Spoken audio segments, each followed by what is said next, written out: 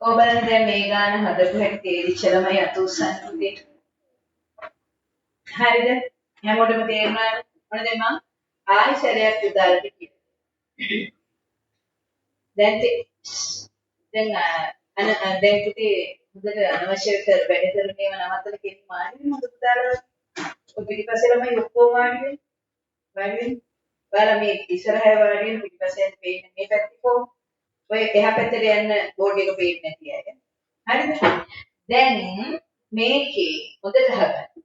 ජුනි 1 සිට අගෝස්තු 7ට දින කීයක් තියෙනවද? තේරුණාද? පුතේ කැලෙන්ඩරේ ඇසුරු කරගෙන අහන ප්‍රශ්න රාශියක් තියෙනවා අපිට ඉගෙන ගන්න. ශිෂ්‍යත් විභාගයේ පේපර් එකේ පුතේ. තේරුණාද? අමාරුම ගණන් හැදෙන්නේ මේ කාලය ඇසුරු කරගෙන. තේරුණාද? මේ අපි ඉන්නේ කාලය කියන එකේ මුල් අවස්ථාවේ ගණිත ගැටලු තමයි ඉස්සරහ.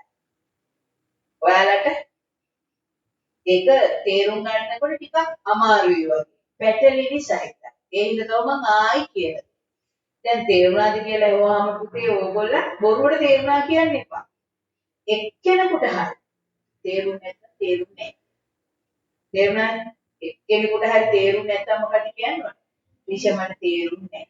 මොකද ක්ලාස් එකට ඇවිල්ලා පුතේ ටීචර් කියලා දෙන දේ තේරුම් අරගන්නේ ආයි ගෙදර ගිහිල්ලා අම්මට වද දෙන්න ඕනි නෑ. අම්මගෙන් අහනවා නැති ඒ පන්ති දෙන එකේ තේරුමක් නැහැ. නේද? ඔයගොල්ලෝ අහලා තියෙනවද? ඔය දෙන්න මෙන්න කතාවක්. මෙහාට ඇරෙන්න. ඉනිමාෂි ඔයා වෙන වැඩ කර කර ඉන්නකොට ඔයාලට මුත්ත තේරෙන්නේ නැතුව. ඒ නිසා අහගෙන ඉන්න. එතකොට මේ මතයක් තියෙනවා. කෙනෙක් කතා කරනවා කියන්නේ. එයා තනියම කියවන්නේ නේද? මම යද වයිද? නැත්නම් වෙනකොට වයිද? එහෙම කීකේ තනියම කියවනවද? නෑ. කියවන්නේම තව කෙනෙක් එකට එකතු කරලා. ඒතකොට මොකද වෙන්නේ? කියවන කෙනාට වැඩක් වෙන්නේ නෑ. කියවන කෙනාට සම්බන්ධ වෙන කෙනාට වැඩක් වෙන්නේ නෑ. ඒ නිසා ඉගෙන ගන්න ආසාවෙන් ඉන්න ශිෂ්‍ය විභාග සමත්වයට ආසයි කියලා නෑ හැම ළමෙක්ම ස්වාධීනව තමන් හොඳට ඉගෙන ගන්න. තේරුණාද? දෙතම ඉගෙන ගන්න. එහෙමනම් දැන් මේ වගේ ගානක ජුනි 1 සිට අගෝස්තු 7ට දින කීයද? මේ ලොකු දේවල් දාලා නැහැ. මේක ලොකු වචන දාලා නැහැ. පුතාලට තේරෙන වචන තියෙනවා. එතකොට ජුනි මාසයේ අහන්නේ පළවෙනිදා ඉඳලා. තේරුණාද? පැසරට තේරුණාද? එතුට තේරුණාද? වට තේරුණාද? පළවෙනිදා ඉඳලා. ඒ කියන්නේ ජුනි මාසේ පටන් ගත්ත දවස. ඕන මාසයක පළවෙනිදා නේද මාසයක් පටන් ගන්න. නේද සනුද? සනුද? එතකොට පටන් ගත්ත දවසේ ඉඳලා ඊළඟට අගෝස්තු 7 වෙනකන් කැලෙන්ඩරේ බැලුවොත් අපිට දින 1 2 3 කියලා ගණන් පුළුවන් පිටුව එහා මෙහා කරලා. එහෙම ගණන් නැතුව ගණන් හදන ක්‍රමේ මම මේ කියලා දෙන්නේ. නේද? 1 2 3 කීකිය ගැන ඉන්න වෙලාව තියෙනවා ශික්ෂක පේපර් එකේ. නෑ පුතේ අපිට කෙටි ක්‍රම වලට ෂෝට් කට්ස් වලට අපි යන්න. එහෙනම් මෙන්න මෙහෙම හිතන්න පුළුවන් වෙනවා. පළවෙනිදා ජූනි මාසේ පටන් ගත්තා නම් ජූනි මාසෙම මේකට ගණන් කරන්න ඕනේද නැද්ද? ගණන් කරන්න ඕන. එහෙනම් ජූනි 1 2 3 ආදී වශයෙන් ගණන් ඕනේ කියන්නේ. තේරුණාද පුතේ හකේරවලි අපි ඉතින් කියන්නේ නේ? එහෙනම් එහෙම තේරෙනවා. ඊළඟට ජූනි මාසේ අන්තිමටම ගිහිල්ලා ජූනි 30ත් අරගෙන ඊට පස්සේ ජූලි මාසෙත් ගන්න ඕනේද නැද්ද? ජූලි සම්පූර්ණ මාසෙම ගන්න. තේරුණාද නේද? ඇයි ජූලි මාසෙද නෙමෙයි අපි මේ දින ගාන අහන්නේ අගෝස්තු 7 වෙනිදා වෙන. නේ? එහෙනම් ජූලි මාසෙම දින ටික ගන්න ඕනේ. ජූලි මාසේ දින ටික ගන්න ඕනේ. ඊට පස්සේ අගෝස්තු මාසෙන් දවස් කීයක්ද ගන්න ඕනේ කියලා දන්න ළමයි අද උසයි. අත මම කියන දේ මුදට අහගෙන හිටිය ළමයාට මේ ප්‍රශ්නෙට උත්තරේ මම අහනකොටම එනවා. කොහොම සමහර අය අහන් හිටියේ නෑ. ගොඩක් දෙනෙක් අත උසන.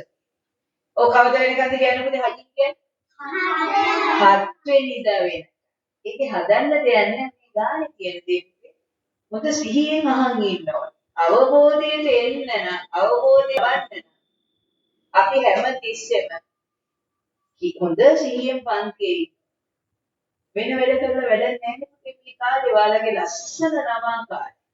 ළමෙක් විදිහට අද දවසේ සෙනසුරාදා නේ උදේවරුව ගෙදරට වෙලා නිදහසේ සෙල්ලම් කරලා හොඳට නිදහසේ ඉන්න පුළුවන් කාලේනේ අපි මේ ගන්න.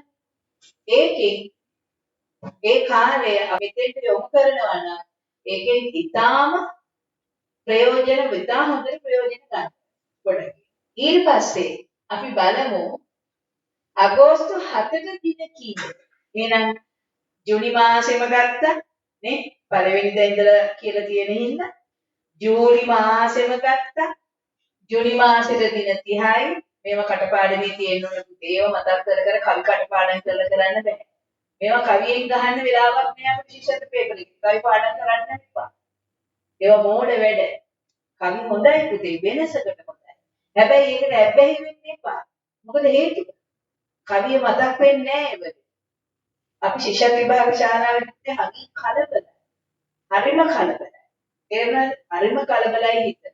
කලබල වෙන්න කියනෝ නෙමෙයි ඒක ඔටෝ වෙනවා. ඉතන අපි පැය ගානකදී පැය දෙකකට සේන උත්තර ඉවර කරන්න ඕනේ. ඒ නිසා එහෙනම් ජූනි මාසෙද දින 30යි කියන එක ජූනි කියනකොට 30 එන්න ඕනේ. එන්ජින් එක එනකොට කෝච්චි පෙට්ටි සෙට් එක එනවා වගේ.